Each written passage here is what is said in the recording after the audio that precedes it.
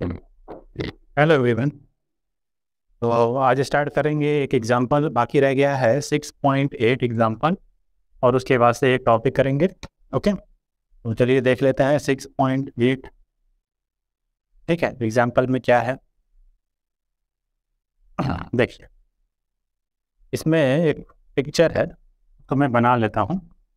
तो पिक्चर कुछ ऐसे है, मैग्नेटिक फील्ड के अंदर, ठीक है, ऐसे मैग्नेटिक फील्ड यहाँ बनाया गया है अंदर की तरफ। ये क्रॉस का मतलब होता है इनसाइड मैग्नेटिक फील्ड। ओके, और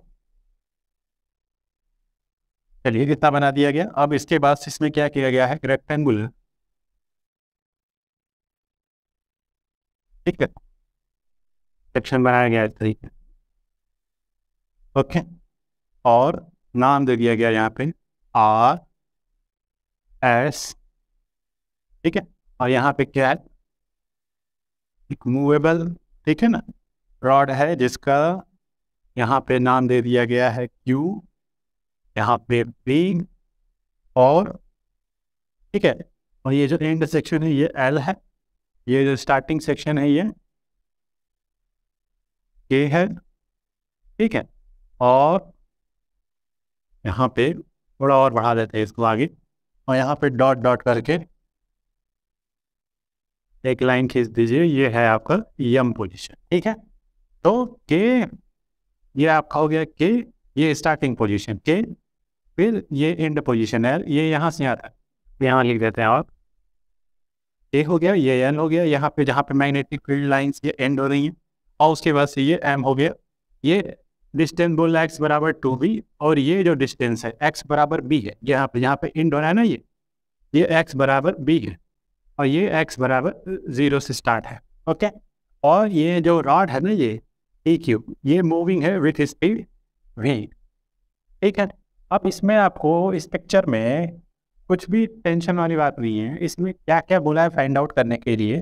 ठीक है, क्या है, ये मैग्नेटिक फील्ड है, इनटू द प्लेन है, ये आपका पिक्चर बना दिया गया है, ये मूविंग आपका रॉड है, ठीक है, ई क्यू जो, ठीक है, v स्पीड से मूव कर रहा है, कहाँ से स्टार्ट करके, 0 से स्टार्ट करके ऐसे ऐसे आगे बढ़ रहा है, फिर वो बैक आ रहा है, समझो, ऐसे यहाँ से स्टार्ट करके यहाँ जाना, और फिर यहाँ स्टार्ट करके वापस यहाँ आना, ये आपका काम हो रहा है। ठीक है ना, इसमें क्या हो रहा है कि ये पी क्यू यहाँ तो दिखा रहा है कि यहाँ पे है, लेकिन वो स्टार्ट यहाँ से करके उधर की तरफ जा रहा है, फिर उसके बाद वापस यहाँ पे आ रहा है। तो इस ड्यूरेशन में आपको फाइंड आउट करना है, फाइंड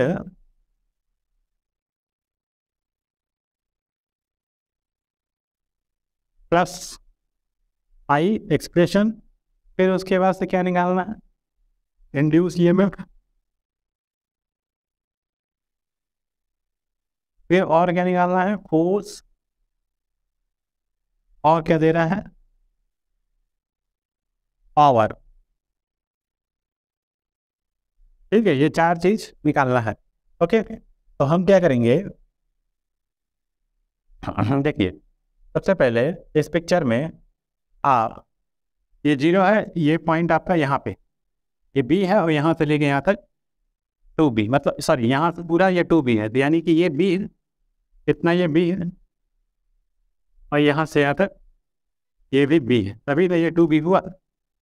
ओके, अब हम क्या करेंगे, सबसे पहले फ्लक्स बोला है तो फ्लक्स हम निकालेंगे, देखिए 1 बाई 1 करेंगे, ठीक है, और यहाँ हम ग्राफ बना लेंगे, तो पाई हम प्लॉट करेंगे, ठीक है ना, पाई b क्या होता है फॉर्मूला।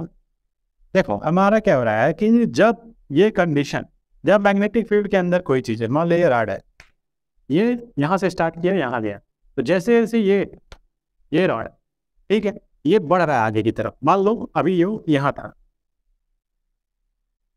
मान लो ये डॉटेड लाइन, मतलब अभी ये यहाँ था, तो ये इतना एरिया कवर कर रहा था, जिसके थ्रू क्या हो रहा था, मैग्नेटिक फील्ड लाइन्स कितनी, फ्लक्स चेंज हो रहा था। अभी जैसे जैसे ये आगे बढ़ेगा, फील्ड लाइन्स क्या होंगी, इसके क्रॉस ये जो एरिया दिख रहा है ना आपको, बढ़ रहा है, एरिया बढ़ रहा है, मतलब फील्ड लाइन्स क्या होंगी, इसके क्रॉस ज़्यादा पास करेंगी, तो नंबर ऑफ फील्ड लाइन ज़्यादा पास करेंगी, मतलब फ्लक्स की वैल्यू ज़्यादा मिलेगी, यानी एरिया जैसे जैसे बढ़ेगा क्या होगा, फ्लक्स लिंकेज यानी फ्लक्स आपको ज़्यादा मिलेगा।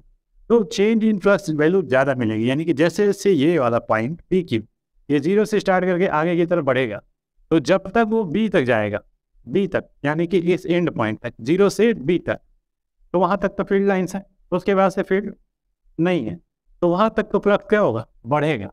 ठीक है, तो फ्लक्स हम देखेंगे, तो देखो सबसे पहले हम लिखेंगे ये यहाँ से यहाँ तक बी है, ठीक है, तो यक्स जो है वो 0 से स्टार्ट होके x बराबर बी और फिर x बराबर 2b, तो आप इन टर्म्स ऑफ x लिखेंगे।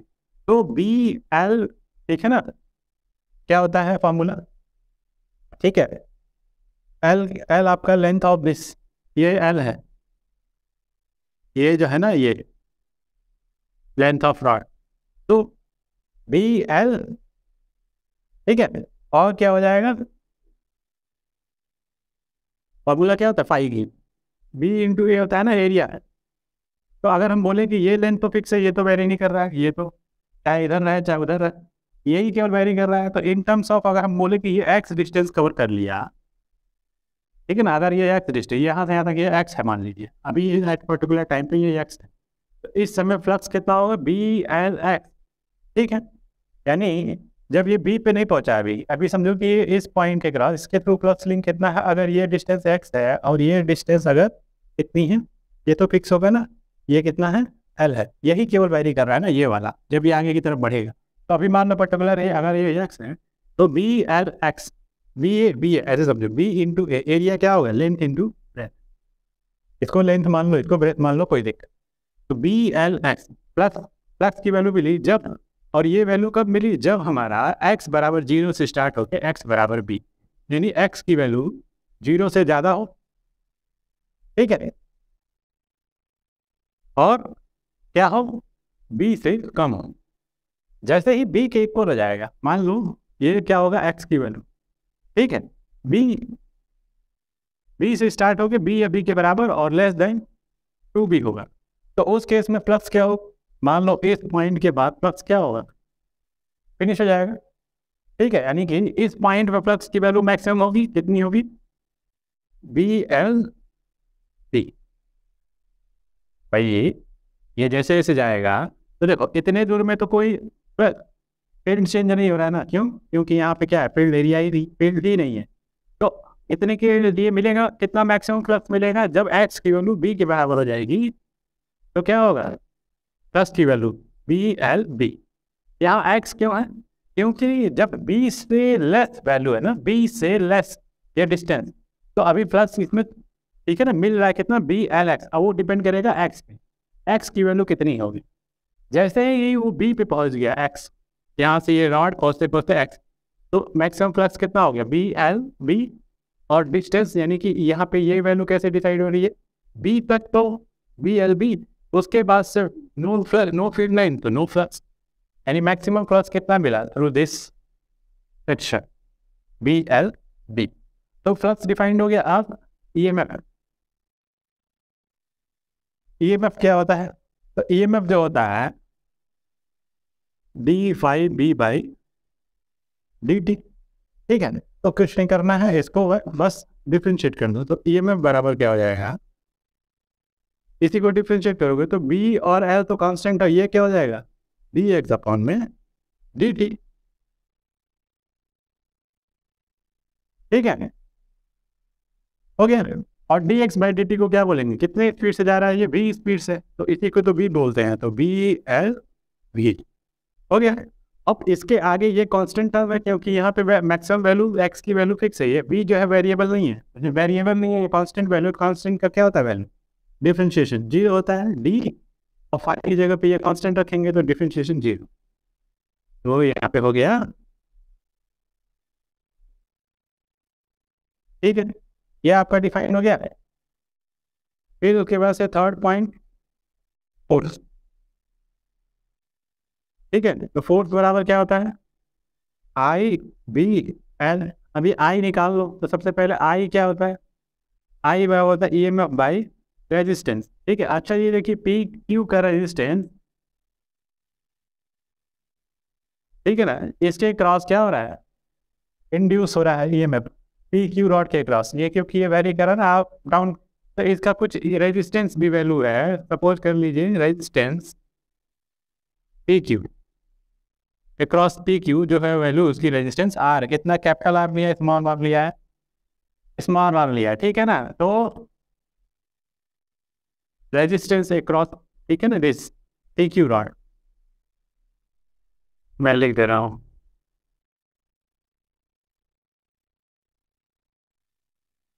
कितना है आर ओ, ठीक है। तो कितना हो जाएगा इसके क्रॉस जो करंट कितना फ्लो होगा, I is equal to E by R. E की वैल्यू कितनी है, B L E M F, यहाँ पे देखो बी एल वी है अपॉन में आर।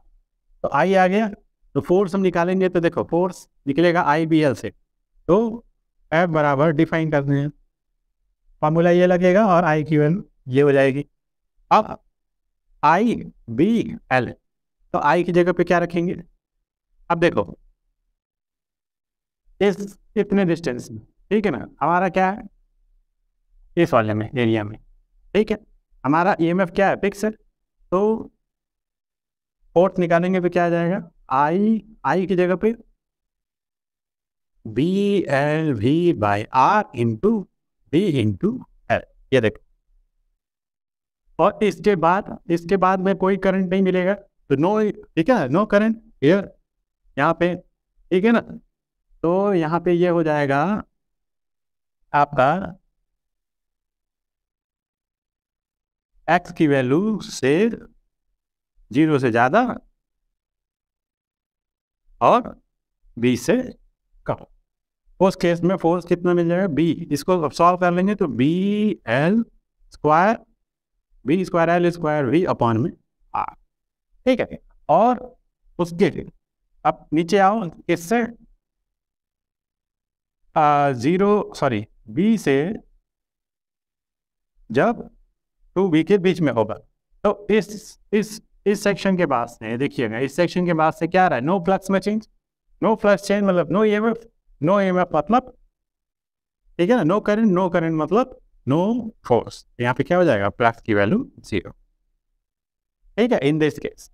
और ये वैल्यू जो है वो इसके लिए, ठीक है, 0 से।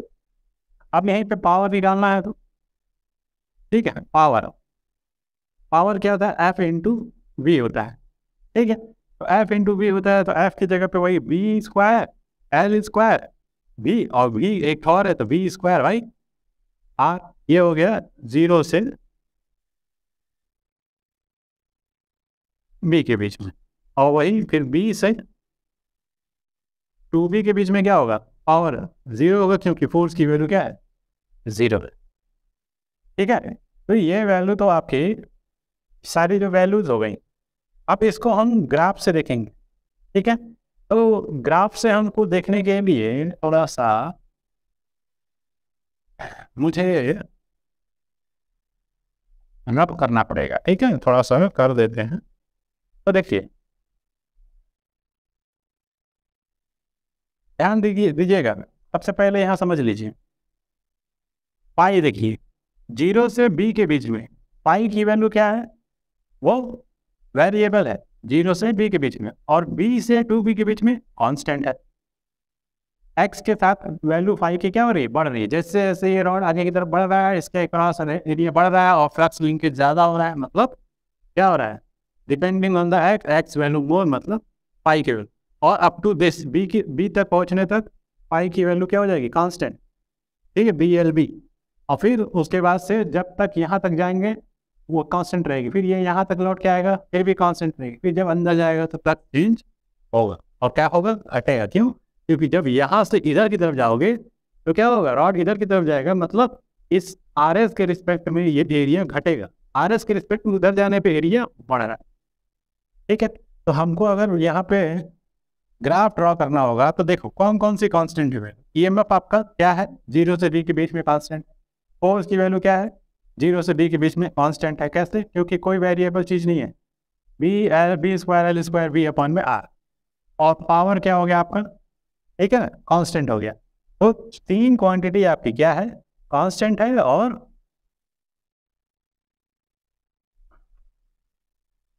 और आपका क्या है देखिएगा। तो मैं इसको मिटाता हूँ, इसको मैं मिटा रहा हूँ।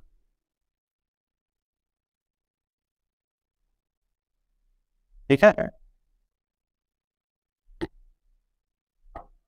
अब हम ड्रॉ करेंगे ग्राफ। ठीक है, ग्राफ से इसका ड्रॉ। ग्राफ में कोई बहुत बड़ी समस्या नहीं है ना।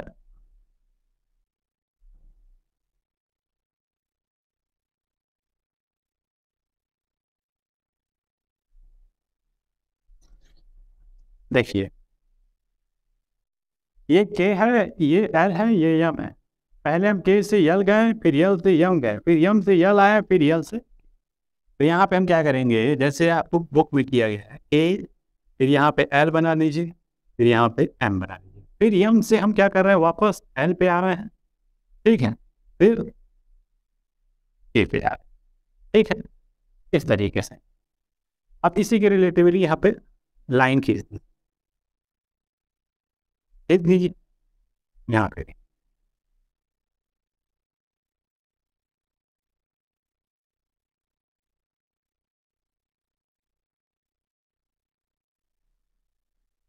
ठीक है, अब हम क्या करेंगे, फ्लक्स के लिए सबसे पहले करेंगे। तो फ्लक्स क्या हो रहा था, मान लीजिए आई टी, ये मान लीजिए फ्लक्स लाइन। अब फ्लक्स क्या हो रहा है, इनिशियली जीरो है। जब यहाँ पे मान लो ये रॉड यहाँ पे होता है तो कोई फ्लक्स, ठीक है ना, कोई फील्ड लाइन इससे पास नहीं करती, एरिया जीरो होता। अब यही रहा है, धीरे धीरे बढ़ रहा है, एरिया बढ़ रहा है, तो क्या हो रहा है, फ्लक्स बढ़ रहा है। कितना बढ़ रहा है, अप टू मैक्सिमम लेवल। उसकी वैल्यू कितनी है, बी एल बी। फिर उसके बाद से बी एल बी के बाद से यम तक, यम तक देखिए यहाँ पे जब आया तो फ्लक्स मैक्सिमम हो गया। यहाँ के बाद यहाँ पे गया तो कोई फील्ड लाइन यहाँ नहीं है, तो फ्लक्स क्या होगा, ठीक है ना, वही कांस्टेंट ही होगा। क्योंकि इस पूरे सेक्शन को अगर देखें आप तो इतने में फील्ड नहीं है, लेकिन इतने में है, तो वो फ्लक्स कितना, वही कांस्टेंट बना रहे। उसके बाद से जब ये यहाँ से यहाँ तक लौट के आएगा तब भी कोई फ्लक्स तो बढ़ेगा नहीं है, घटेगा नहीं, तो वही फ्लक्स क्या होगा, जो आगे बी एल बी था वो कांस्टेंट रहेगा। फिर जैसे ही ये यहाँ पहुँच के फिर अंदर जाना शुरू करेगा, क्या होगा, सपोज दैट ये रॉड, ये पी क्यू यहाँ पे है, जब ये अंदर आना शुरू करेगा तो फिर क्या होगा, ये एरिया धीरे धीरे धीरे धीरे घटना शुरू होगा इसके रिस्पेक्ट में, आर एस के रिस्पेक्ट में। तो क्या होगा, फ्लक्स घटेगा। और जब वही रॉड ठीक है आते आते एस आर पे आ जाएगा तो जीरो हो जाएगा। और समझ में आया, ये हो गया आपका फ्लक्स। ठीक है, फिर उसके बाद से आपका फ्लक्स के बाद क्या आ रहा है, ईएमएफ। ठीक है, ईएमएफ क्या होता है, ईएमएफ जो होता है minus D five by D T होता है। यानी अगर फ्लक्स यहाँ पे रिलेटिवली पॉजिटिवली बढ़ रहा है तो ईएमएफ क्या होगा उसके रिस्पेक्ट में। ठीक है, D five by D T है तो अभी वैल्यू निकाला गया था। ठीक है, तो कितना आया था, बी एल वी आया था। तो बी एल बी जो आया था, यहाँ पे एक लाइन खींचनी। अब ईएमएफ की वैल्यू निगेटिव होगी जब फ्लक्स पॉजिटिव है, कितना, बी एल वी माइनस के साथ। फिर उसके बाद से क्या हो रहा है, कोई फ्लक्स में चेंज नहीं हो रहा है, इस बी के बाद से टू बी के बीच में कोई फ्लक्स में चेंज नहीं हो रहा है, तो ईएमएफ क्या होगा, जीरो होगा। भाई फ्लक्स में चेंज ना होने का मतलब है कि ईएमएफ की वैल्यू जीरो। तो यहाँ से, ठीक है ना, ये निगेटिव हो गया। अब यहाँ तक, यहाँ से ये लाइन यहाँ तक, कहाँ तक, ये आपका कौन सा पॉइंट है, बी। बी से टू बी, टू बी से फिर बी। ठीक है ना, देखो ये रॉड यहाँ तक गई, फिर यहाँ से बाहर गई। अभी इतने दूर में कोई भी फ्लक्स चेंज नहीं हो रहा है, फ्लक्स नहीं चेंज मतलब ईएमएफ इंड्यूस होगा नहीं। तो फिर ये यहाँ से यहाँ तक आएगा तब भी ईएमएफ इंड्यूस नहीं होगा, तो क्या होगा, जीरो हो गया। फिर जब अंदर आना शुरू करेगा तो क्या होगा, फ्लक्स की वैल्यू धीरे धीरे धीरे घटेगी। तो फ्लक्स निगेटिव घट रही है मतलब निगेटिव में, तो फ्लक्स क्या होगा, ऐसे समझो कि ये जो बी एल बी है वो अब जो यहाँ पे था वो अब पॉजिटिव हो जाएगा। क्या हो जाएगा, पॉजिटिव हो जाएगा, जस्ट रिवर्स। ठीक है, इधर जाना वो इधर आना। ठीक है ना, वेलोसिटी कंपोनेंट ऐसे समझो कि रिवर्स हो जाएगा। तो यहाँ पे ये हो गया आपका वी एंड वी। ठीक है, जब ईएमएफ लिनियरली, ठीक है ना, सॉरी फ्लक्स लिनियरली बढ़ता है या लिनियरली घटता है तो ईएमएफ क्या होगा, कांस्टेंट होगा एट पर्टिकुलर टाइम। ठीक है ना, यहाँ से देख लीजिए आप, इसके बाद से आपका क्या आता है, फोर्स। ठीक है, फोर्स, यहाँ लाइन खींच दीजिए। फोर्स की वैल्यू क्या थी, V square L square V upon में आर। ठीक है, तो एफ होता है आई बी एल। ठीक है, ये निगेटिव पॉजिटिव तो है नहीं। ठीक है, तो यहाँ पे आपका देखिएगा इंड्यूस वैल्यू ऑफ करंट और ये जो भी चीज़ें होंगी वो यहाँ पे, ठीक है ना। इंड्यूस करंट और इंड्यूस ईएमएफ की अगर बात करेंगे तो वो हमेशा निगेटिव में लेके चलेंगे हम। तो जैसा आपका इंड्यूस ईएमएफ के साथ में यहाँ पे जैसे क्या है कि ये वैल्यू क्या है, D pi by D T आया था ना, तो उसी तरीके से अगर हमको फोर्स लिखना होगा, ये आई इंड्यूस वैल्यू ऑफ करंट हमेशा क्या होती है, इसको निगेटिव में लेके चलते हैं, इंड्यूस्ड वैल्यू को। ठीक है, तो उस हिसाब से आपका जो फॉर्मूला आया था एफ बराबर B square L square V upon में आर, वो क्या होगा ड्यूरिंग दिस पीरियड, दिस से दिस, जीरो से बी के बीच में क्या होगा, मैग्नीट्यूड तो कांस्टेंट होगा ना, कितना होगा B square L square V upon में आर, ये तो कांस्टेंट होगा लेकिन निगेटिव में होगा। ठीक है, क्योंकि जहाँ वैल्यू ऑफ करंट हम पुट कर रहे हैं ना, ये एक इंड्यूस करंट। ठीक है, फिर इससे x बराबर b, ये b से ये 2b, फिर ये 2b से ये b, यहाँ से यहाँ गए, यहाँ से यहाँ आए, तो उस दौरान क्या हुआ, नो इंड्यूस करंट। ठीक है ना, नो इंड्यूस करंट मतलब नो फोर्स। एफ क्या था, 0, कब, b से 2b के बीच में, तो यहाँ पे ये लाइन। ठीक है, अब जब इधर की तरफ वापस, जब इस लाइन से अंदर की तरफ जाएंगे तो जब इंड्यूस करंट होगी वो पहले के रिलेटिवली क्या होगी, अपोजिट होगी। तो यहाँ तो इसके रिस्पेक्ट में यहाँ पे क्या हो जाएगा, फोर्स की वैल्यू वही होगी B square L square V upon में आर, ऊपर के साइड में। ठीक है, अब अगला क्या आता है, पावर। ठीक है, तो पावर के लिए बना दीजिए एक लाइन और। ठीक है, चलिए, तो पावर एक स्केलर क्वांटिटी है, उसके लिए हमको कोई पॉजिटिव और निगेटिव की बात करनी नहीं है। तो क्या हो जाएगा आपका, पावर कितना जनरेट हो रहा था, ठीक है, B square L square V square upon में आप, फॉर्मूला क्या था, ठीक है ना, power is equal to F into V. ठीक है, तो कितना हो जाएगा, ये वाली इस ड्यूरेशन में पावर मिलेगा जब एफ मिलेगा, और जब इस ड्यूरेशन में क्या होगा, 0 होगा, तब बी से 2b, 2b से फिर b वापस आ रहा है। फिर उसके बाद से जब अंदर की तरफ आएंगे तो पावर कितना मिलेगा, वही मिलेगा आपका बी स्क्वायर एल स्क्वायर। ठीक है ना, बी स्क्वायर अपॉन में आर। बात समझाया। तो ये ग्राफ था, जो ग्राफ के थ्रू समझाना था। ये ड्यूरेशन में क्या हुआ, पावर 0 हो गया। ठीक है, तो क्वेश्चन मतलब अच्छा है, इस तरीके के क्वेश्चन जो है वो सीख लेने चाहिए। अब देखिए, इसके बाद से हमको क्या करना है, एक टॉपिक देखना है, इसके बाद से बहुत बड़ा नहीं करना है। यही इंड्यूस क्या है टॉपिक, अगला ईडी करंट। ठीक है,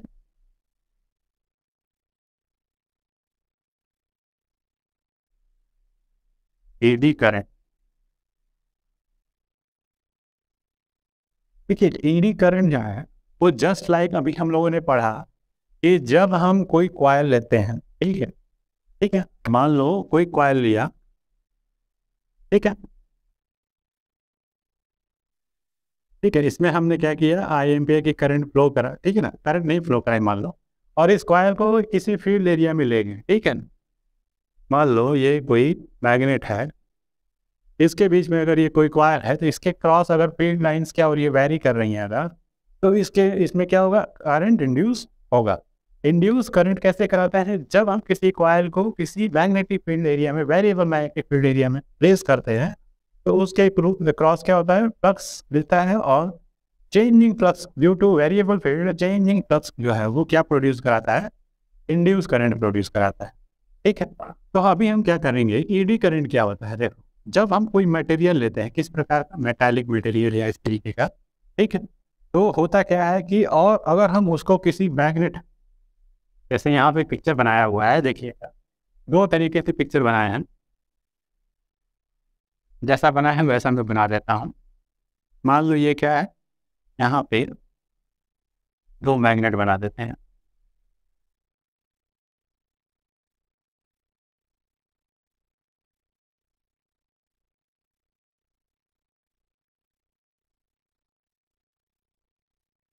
ठीक है, ये मैग्नेट है आपका। और उसी तरीके से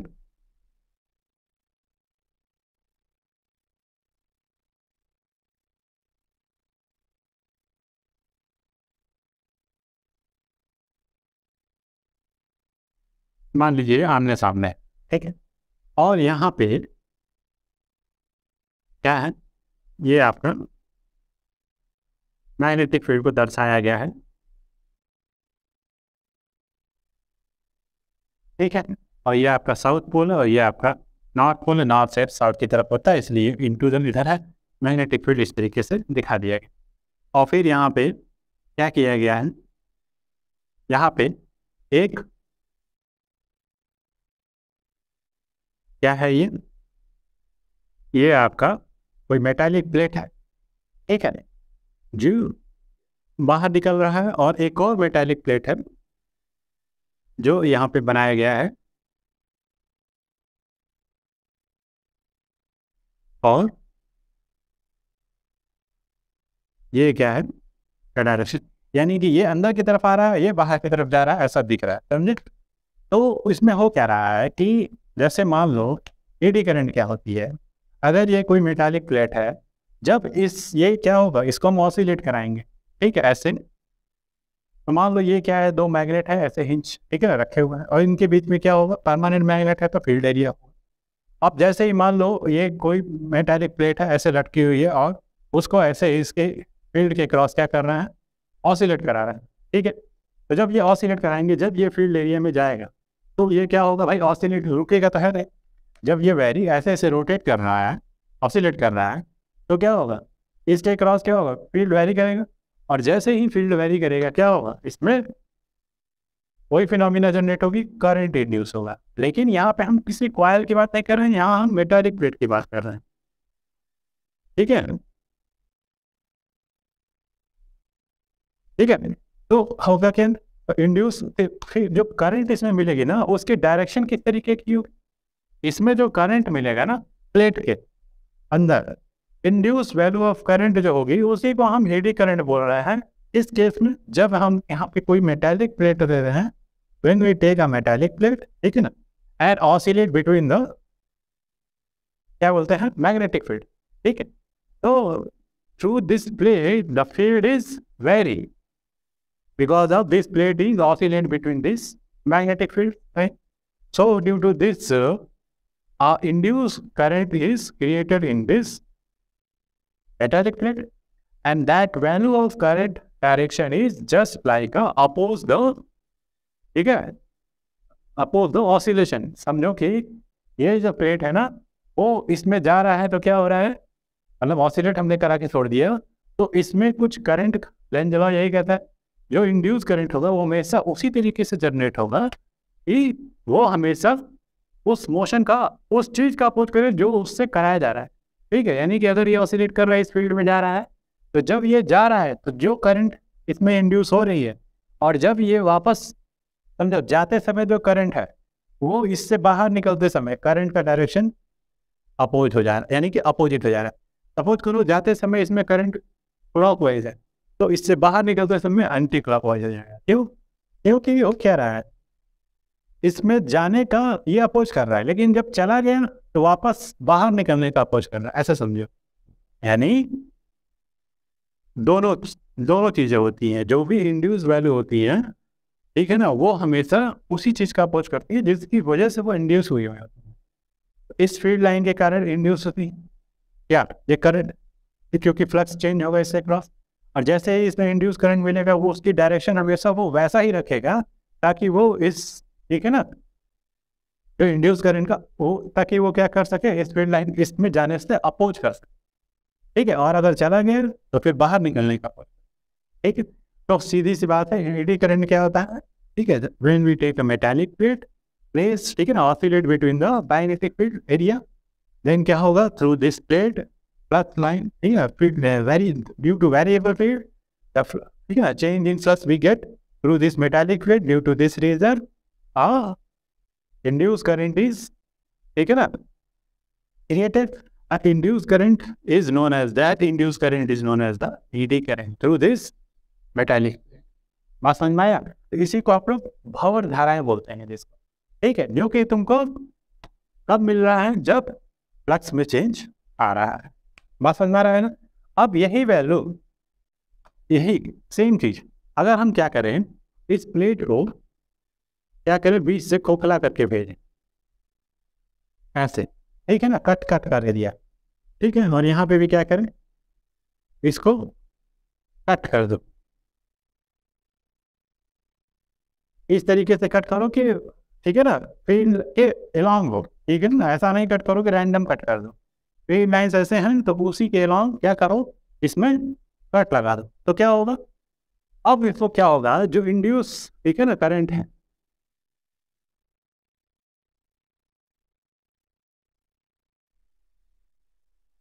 यहाँ एडी करंट उसी को बोल रहे हैं, जो आपका मेटालिक प्लेट में गिर, ठीक है, तो जो एडी करंट वैल्यू है वो क्या होगी, रिड्यूस हो जाएगी व्हेन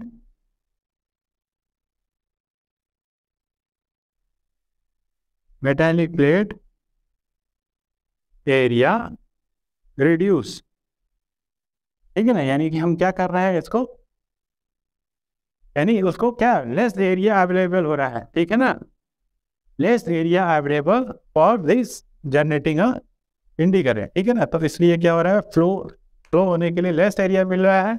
अभी आप जानते हैं कि जो, तो फिर इसका मतलब क्या हो जाएगा, ईडी करंट जो होगा वो रिड्यूस हो जाएगा। तो सीधी सी बात है, सबसे पहले हमारा एडी करंट टॉपिक नहीं है। एडी करंट क्या होती है, जब कोई मेटालिक प्लेट को हम किसी वेरिएबल फील्ड एरिया में प्लेस करते हैं और सिलेक्ट कराते हैं तो उसके थ्रू फ्लक्स चेंज आता है। Due to this flux change इसमें क्या होता है, इंड्यूस करंट या इंड्यूस की बात करिए, इंड्यूस करंट मिलेगा, इसी इंड्यूस करंट को क्या बोल रहा है, eddy current through this metallic plate. इसको हम रिड्यूस करना चाहें अगर ये, ठीक है ना, मेटालिक प्लेट के थ्रू एडी करंट को, तो वो रिड्यूस करने के लिए देखो तो होगा क्या, जैसे मान लो इसमें जो एडी करंट मिल रही है वो क्या करेगा, इसके ऑसिलेशन को डैम्प करेगा, यानी कि ऐसे समझो कि स्लो कर देगा इसको, ठीक है। तो हमको क्या करना पड़ेगा, अगर इसका स्मूथ ऑसिलेशन और स्मूथ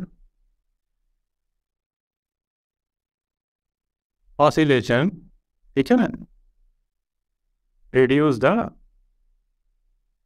एरिया ऑफ, ठीक है ना, plate in a manner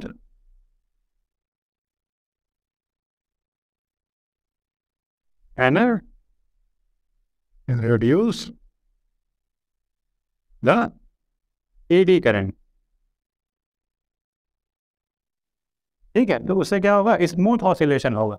smooth oscillation करने के लिए हमको क्या करना पड़ेगा, इसको इस तरीके से कट लगा दो कि, ठीक है ना, फील्ड के अराउंड, ताकि क्या हो, जो इसमें इंड्यूस करंट की वैल्यू हो वो क्या हो, रिड्यूस हो जाए, यानी कि जो एडी करंट वैल्यू है रिड्यूस हो जाए। और ताकि क्या, एडी करंट क्या होती है या इंड्यूस करंट क्या होती है, वो हमेशा क्या होता है, अपोज करता है, अकॉर्डिंग टू लेंज लॉ वो हमेशा अपोज करता है इस चीज का, जिसकी वजह से वो जनरेट हुई है, यानी रेट ऑफ जो चेंजिंग फ्लक्स हो रहा है थ्रू दिस, वो हमेशा उस तरीके से ही इसमें क्या होगा, करंट की डायरेक्शन हमेशा उस, देखो करंट की डायरेक्शन से हम क्या कर सकते हैं, किसी कॉइल में अगर करंट मिलता है, मान लो ये, तो क्या होगा, अगर हम इसकी वजह से फील्ड निकालें due to this coil, magnetic field निकाले, तो ये इस डायरेक्शन, अगर इसका टेंशन चेंज हो जाए तो इसके एक्सिस पर मैग्नेटिक फील्ड उधर, तो ये खुद करंट का डायरेक्शन उस तरीके से अपने आप को अरेंज करता है कि अगर किसी ऐसे एरिया में जा रहे हैं जहाँ फील्ड बढ़ रहा है, तो वो क्या करेंगे, करंट उसमें इस तरीके से क्रिएट करेगा कि उसके क्रॉस, उसकी वजह से जो फील्ड है मैग्नेटिक फील्ड, वो क्या हो, घटे उसी डायरेक्शन जिस डायरेक्शन में जा रहा है। हाँ, अगर वो एंटर कर रहा है फील्ड एरिया में, उस डायरेक्शन में फील्ड घट रहा है, तो वो अपने अंदर करंट का डायरेक्शन इस तरीके से क्रिएट करता है कि क्या हो, उसके एक्सिस से क्रॉस क्या हो, फील्ड बढ़े उसी डायरेक्शन में जिस डायरेक्शन में जा रहा है। तो ऐसा ही हो रहा है। तो यहाँ पे सीधी सी बात है, मोटी मोटा ऐसा समझो, मेटालिक प्लेट अंदर की तरफ जा रहा है, ऑसिलेशन करा रहे हैं। अगर इसका स्मूथ ऑसिलेशन चाहिए तो हमको क्या करना पड़ेगा, एडी क्या करें, एरिया रिड्यूस करना पड़ेगा। एरिया रिड्यूस से क्या होगा, जो इंड्यूस करंट वैल्यू है वो घट जाएगी, यानी एडी करंट की वैल्यू घट जाएगी थ्रू दिस मेटालिक प्लेट, और उससे क्या होगा, ठीक है ना, जो ऑसिलेशन है वो स्मूथ हो जाएगा। ठीक है, तो यहाँ पे आपके बुक में ये सब समझाने की कोशिश की गई है। तो ईडी करंट क्या है ये समझ में आ गई। अब ये जो ईडी करंट है ना, ये क्या है, अपोज कर रहा है किसी चीज़ का। तो इससे क्या होगा, मान लो हम ही है, मान लो ये ईडी करंट है, अगर किसी चीज़ का अपोज करे तो क्या होगा, वहाँ पे हीट जनरेट होगी। कोई भी चीज़ अगर किसी चीज़ का अपोज करे तो हीट जनरेट होगी। जैसे मान लो एग्जाम्पल के थ्रू में, जब हम ट्रांसफार्मर की बात करते हैं, ट्रांसफार्मर में क्या होता है, मेटालिक प्लेट यूज होता है अंदर की तरफ, ठीक है, कोर सेक्शन में। तो उसको क्या किया जाता है, इंसुलेट कर दिया जाता है, ठीक है ना, किसी चीज़ से इंसुलेट कर दिया, जिससे क्या हो कि जो उसके अंदर, ठीक है, ड्यू टू इंड्यूस फिनोमेना, उसमें जो करंट एडी करंट क्रिएट हो, वो क्या हो, वो इफेक्ट ना डाले ज़्यादा। ठीक है, यानी कि कहने का मतलब है कि अगर एडी करंट वैल्यू वो क्या होता है, एज अ हीट डिसिपेशन करता है, हीट बढ़ाएगा। तो उसमें क्या किया जाता है, एडी करंट को रिड्यूस किया जाता है, ताकि क्या हो, ज़्यादा हीट ना मिले। ड्यू टू एडी करंट, ठीक है, क्या होगा,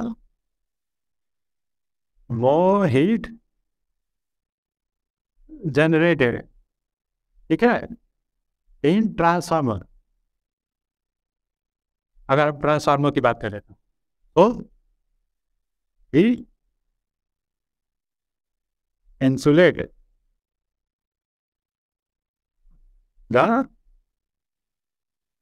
कोर सेक्शन, ठीक है, पर,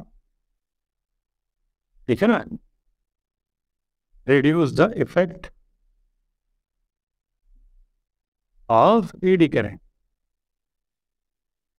यानी एडी करंट का, ठीक है ना, प्लस भी है माइनस भी है। अब देखो इसके कुछ, देखो यहाँ पे तो क्या है, हम ट्रांसफार्मर की बात करें, ट्रांसफार्मर कोर सेक्शन में मेटालिक प्लेट यूज हो रही है। अब मेटालिक प्लेट यूज हो रही है, वहाँ पे हम लोग क्या करते हैं, फिर ठीक है ना, उससे वो ट्रांसफार्मर में क्या हो रहा है कि जो कोर सेक्शन है वहाँ मेटालिक प्लेट यूज हो रही है।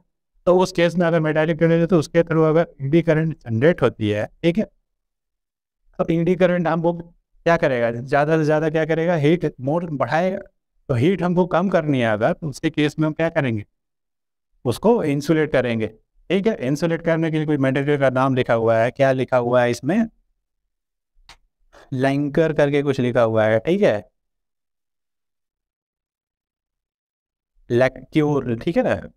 तो उस मटेरियल का लैक्ट्यूर मतलब मटेरियल का नाम लिखा हुआ है, तो इंसुलेट किया था। बस आपको ये जानना है कि इंसुलेट, ठीक है, इंसुलेशन मतलब दो, ठीक है ना, एक चीज़ को दूसरे चीज़ से आप आइसोलेट कर रहा है एक तरह से अलग, ताकि उसका उस पर इम्पैक्ट जो है वो कम आए। ठीक है, तो एडी करंट कम हो जाएगी। एडी करंट इफेक्ट का, एडी करंट की वजह से क्या हो रहा है, हीट ज़्यादा जनरेट हो रही है, और हीट ज़्यादा डिसिपेट होगी तो वो अच्छा नहीं है, वार्म होगा, इसलिए उसको रिड्यूस करना, उसके इफेक्ट को रिड्यूस करने के लिए ऐसा किया है। अच्छा, इसके कुछ एडी करने के एडवांटेजेस क्या है, ठीक है, एडवांटेजेस, ये तो हमने ट्रांसफार्मर की बात की, तो ट्रांसफार्मर में जो एडी करंट हो रही है उसको रिड्यूस किया जाता है। लेकिन एडवांटेज क्या है, अब देखो एडवांटेज कहाँ कहाँ होंगे, जहाँ पे जैसे मान लो एडी करंट का मतलब ही क्या है, अपोज करना, इस चीज़ का अपोज करना। एडी करंट मतलब ये जनरेट हुई है तो वो क्या कर रही है, अपोज कर रही है। लेंज लॉ यही कहता है कि जो इंड्यूस वैल्यू ऑफ करंट होती है उसी को, फिलहाल हम यहाँ मेटालिक प्लेट के अंदर की बात कर रहे हैं, तो वहाँ पे इंड्यूस वैल्यू जो है वो ये मेटालिक प्लेट के अंदर हुई है, तो वहाँ पे हम उसको एडी करंट का नाम दे रहे हैं, अवर धारा है जिसको बोलते हैं हिंदी में। तो अब यहाँ पे इसका एडवांटेजेस क्या हुआ इस केस में, तो देखो एक पॉइंट है magnetic braking in the trains, magnetic braking in trains. अब देखो ट्रेन्स की बात कर रहा है, मैग्नेटिक ब्रेकिंग का मतलब क्या हुआ कि इलेक्ट्रोमैग्नेटिक फिनोमेना, यानी ये नॉर्मल ट्रेन की बात नहीं कर रहा है, यहाँ पे बात कर रहा है कि ये इलेक्ट्रिक ट्रेन की बात कर रहा है। तो यहाँ पे ये बोला जा रहा है कि जो स्ट्रॉन्ग इलेक्ट्रोमैग्नेट हैं, वो जो ट्रेन्स होती हैं ना, वो फिक्स की जाती है, स्ट्रॉन्ग इलेक्ट्रोमैग्नेट वो फिक्स की जाती हैं above the rail in some electric, ठीक ना, ट्रेन्स। तो जब होता क्या है कि जब ट्रेन स्टार्ट होती है तो इलेक्ट्रिसिटी प्रोड्यूस होगी, इलेक्ट्रिसिटी प्रोड्यूस होगी तो जो मैग्नेट है वो क्या होंगे, एक्टिवेट हो जाएंगे। और जब मैग्नेट एक्टिवेट है तो उस, ठीक है ना, उस क्या बोलते हैं उसको, रेल्स में क्या होगा, ईडी करंट क्रिएट होगी। भाई वो मेटालिक है तो उसमें जब जैसे ईडी करंट हो क्रिएट होगी तो वो क्या करेगी, उसमें वो मोशन का अपोज करेगी। यानी कि एक तरीके से अगर मोशन का अपोज करे मतलब ब्रेक सिस्टम आपका मिल रहा है due to this eddy current.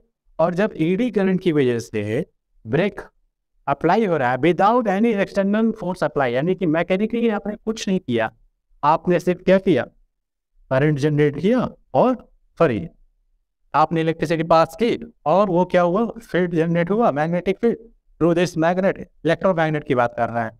तो उस केस में क्या हुआ, एक इंड्यूस वैल्यू ऑफ करंट मिली जिसको हम ईडी करंट की बात कर रहे हैं थ्रू मेटालिक जो रेल पटरी आप रेल है। तो उसकी वजह से क्या हो रहा है, एक ऐसा इफेक्ट क्रिएट हो रहा है जो उसके मोशन का अपोज करेगा। तो वो बिना मैकेनिकली आपको ब्रेक मिल रहा है, मैकेनिकली मतलब अलग से एफर्ट नहीं किया, अलग से आपने बाह्य रूप से बल नहीं लगाया। क्लियर है? तो ये पहला पॉइंट था। दूसरा पॉइंट कह रहा है इलेक्ट्रोमैग्नेटिक डैम्पिंग। तो देखो इलेक्ट्रोमैग्नेटिक डैम्पिंग तो अभी हम पढ़ रहे थे, उसमें हो क्या, जैसे यहाँ पे कह रहे हैं, लिख दे रहे हैं इलेक्ट्रोमैग्नेटिक डैम्पिंग। तो देखो इसमें क्या कहा जा रहा है कि कुछ गैल्वेनोमीटर ऐसे होते हैं जिसके अंदर, ठीक है, जो कोर सेक्शन है, कुछ गैल्वेनोमीटर ऐसे हैं जिसके अंदर जो कोर सेक्शन है वो नॉन मैग्नेटिक मटेरियल से बनाया जाता है। तो होता क्या है, व्हेन द कॉइल ऑसिलेट, जब कॉइल क्या करता है, ऑसिलेट करता है, ठीक है, तो ऑसिलेट करने के केस में सबसे पहले कहा जा रहा है कि कुछ गैल्वेनोमीटर है जिसके जो इनर सेक्शन है, ठीक है,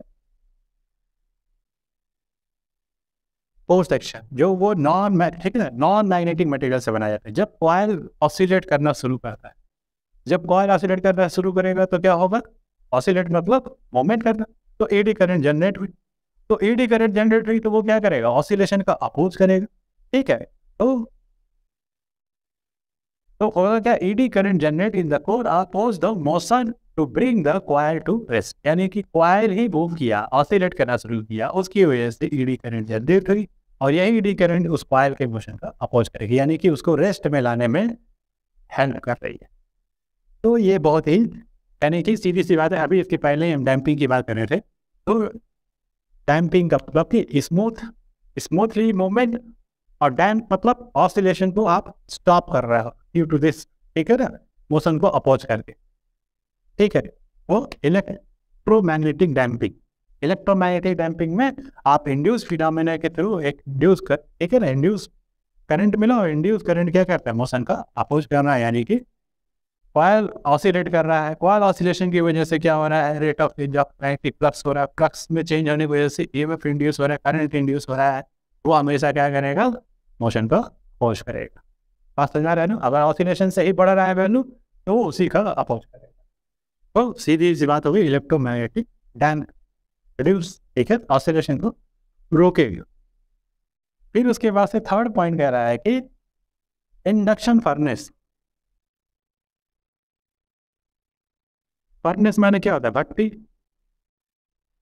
ठीक है, तो फर्नेस, ठीक है ना, इंडक्शन फर्नेस। तो यहाँ पे ये कहा जा रहा है कि जो इंडक्शन फर्नेस है उसका यूज किया जाता है हम जो मेटल्स होते हैं उनको पिघला के एलॉय बनाने में, ठीक है। तो एक मेटल तो लगता नहीं एलॉय बनाने में, 2-4 मेटल होते हैं।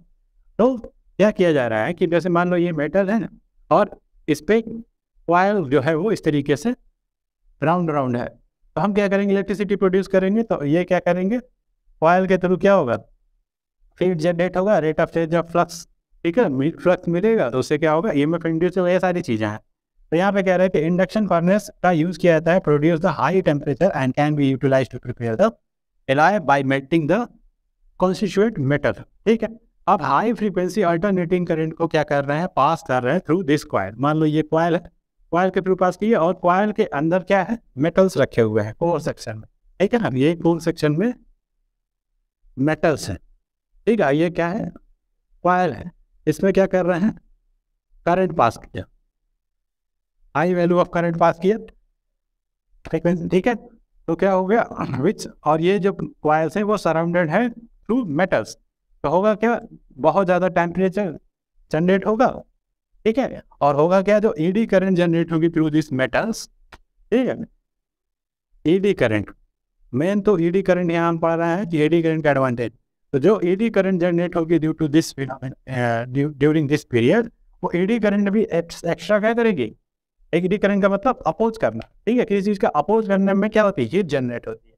तो ईडी करंट क्या करेगी, यहाँ जनरेट होगी through this metallic core section, because हम क्या कर रहे हैं, हाई एफिशिएंसी का करंट इससे पास कर रहा है। तो होगा क्या, ईडी करंट मेटेलिक प्लेट के थ्रू भी एक्स्ट्रा जो क्या करेगी, हीट जनरेट करेगी, और हीट जनरेट करेगी तो इसको पिघलाने में मदद करेगी, यानी कि इंडक्शन फर्नेस में इसका यूज हो गया। और चौथा पॉइंट है, चौथा पॉइंट बोल रहा है electric power meters, electric power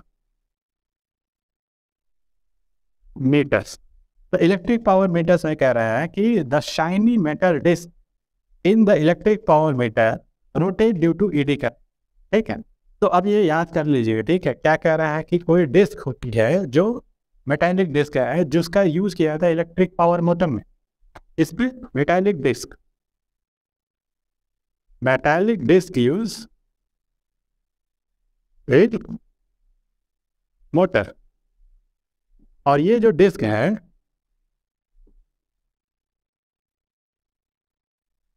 rotate due to this eddy current. तो अब यहाँ पे ईडी करंट का बेनिफिट बोला था, तो भाई रोटेट कर दिया, रोटेट ही कराना होता है मोटर में मेनली, तो यहाँ पे इलेक्ट्रिक करंट, ठीक है ना, इंड्यूस होगी, उसकी वजह से डिस्क में भी, ठीक है। यहाँ पे आपका मैं पढ़ दे रहा हूँ क्या लिखा हुआ है, electric current are induce in the disc by magnetic field produce by simultaneously varying the current in the wire.